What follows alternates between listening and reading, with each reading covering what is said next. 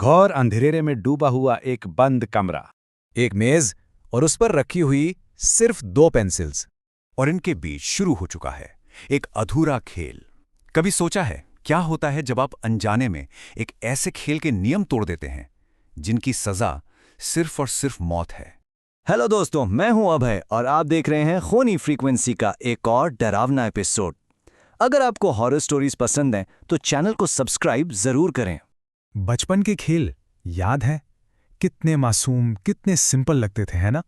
पर दोस्तों, कुछ खेल सिर्फ खेल नहीं होते, वो असल में एक दरवाजा होते हैं, एक ऐसी अंधेरी दुनिया का जहां से कोई कभी वापस नहीं आ पाता।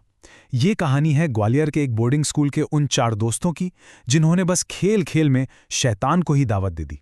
रात का वक्त था। हॉस्टल के कमरे में उन चारों ने जमीन पर एक सादा कागज रखा और इसके एक तरफ लिखा यस और दूसरी तरफ नो। फिर उसके ठीक ऊपर 2 पेंसिल्स को इस तरह से रखा कि एक क्रॉस बन जाए, बिल्कुल ऐसी कि एक हल्की सी फूंक भी उसे घुमा दे। ये सारी तैयारी थी एक अनजान मेहमान को बुलाने की। इस खेल का नाम था चार्ली चार्ली।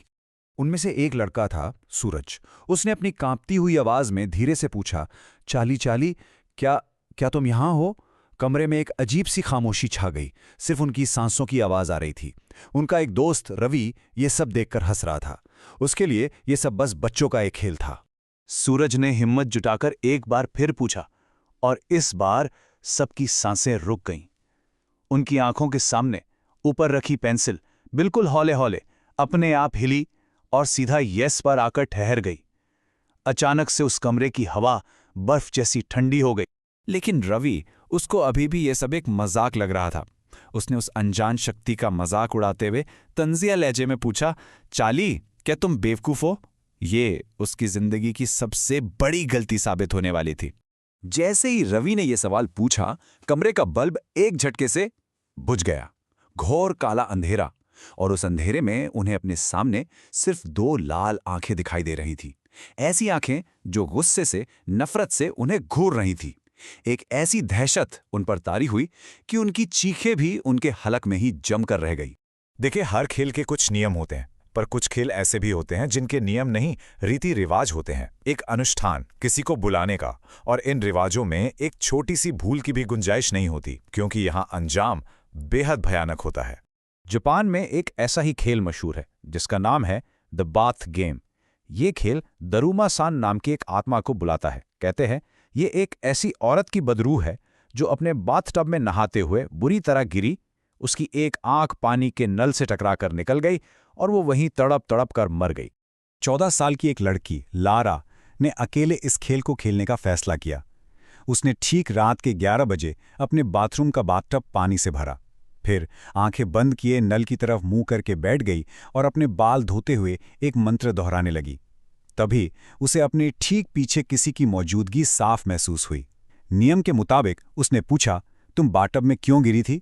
और बिना पीछे देखे वो तेजी से बाथरूम से बाहर निकल आई। अगले दिन से लारा की जिंदगी एक जीता जागता जहन्नुम बन गई। वो जहां भी जाती उसे अपने पीछे एक औरत का साया दिखता, एक ऐसी औरत जिसकी एक आंख नहीं थी। उसे हर वक्त ऐसा लगता जैसे कोई उसके कान के बिल्कुल पास सांस ले रहा है। एक दिन तो हद हो गई जब उसे अपने ही हाथों में दरुमा-सान का कटा हुआ सर दिखा, जो उसे देखकर मुस्कुरा रहा था। खेल खत्म करने की जो 24 घंटे की म्याद थी, वो कब की निकल चुकी थी। कुछ हफ्तों बाद लारा की लाश उसके अपने ही घर के बाथटब में पाई गई। जरा सोचिए, आप किसी को मेहमान बनाकर बुलाते हैं, पर वो मेहमान आपके घर से जाने से ही इनकार कर दे। वो आपके घर को, आपकी हर चीज को और आखिर में आपकी जिंदगी को अपना बना ले। तब आप क्या करेंगे? ये एक असली कहानी है डोनोवन परिवार की। उनकी 19 साल की बेटी पैटी अपने अकेलेपन से इस कदर तंग आ चुकी थी कि वो एक ऊजा बोर्ड घर ले आई। उसने एक आत्मा से दोस्ती कर ली और उस अकेलेपन में वो उससे इतना ज्यादा जुड़ गई कि उसे अपना बॉयफ्रेंड तक कहने लगी। फिर एक दिन उसने उस आत्मा से जिद की कि वो उसके सामने आए, अपना असली रूप दिखाए। पचारी का ये बुलावा कबूल कर लिया गया था। पहले हफ्ते घर की दीवारों से हल्की हल्की दस्तकों की आवाजें आने लगी। दूसरे हफ्ते तक दीवारों पर किसी जानवर के गहरे पंजों के निशान बनने लगे। तीसरे हफ्ते तक पूरे घर में एक अजीब सी बदबू फैल गई, जैसे कोई लाश सड़ रही हो, और नालों से पानी की जगह गाढ़ा खून जैसा लाल लिक्विड टपकने लगा। 5वें हफ्ते तक तो घर में फुल ब्लोन पोल्टरगाइस्ट एक्टिविटी शुरू हो चुकी थी। चीजें अपने आप हवा में उड़ने लगी थीं, दरवाजे जोर जोर से पटकने लगे थे। वो घर अब उनका नहीं रहा था। दहशत उस रात अपने चरम पर पहुंची जब उनके कमरे का 6 फुट लंबा लगभग 100 किलो का भारी ड्रेसर अपने आप जमीन से उठकर हवा में तैरने लगा।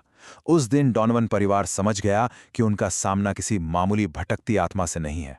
जब मशहूर पैरानॉर्मल इन्वेस्टिगेटर्स एड और लॉरेन वॉरेन को बुलाया गया तो उन्होंने साफ शब्दों में कहा कि ये कोई हॉन्टिंग नहीं है, ये इन्फेस्टेशन है। यानी ये कोई भटकती हुई आत्मा नहीं, बल्कि एक शैतानी गैर इंसानी ताकत है जिसे पैटी ने खुद बुलाया था। और सबसे डरावनी बात यह थी कि ये ताकत उस घर से नहीं, बल्कि सीधा डोनोवन परिवार से जुड़ चुकी थी।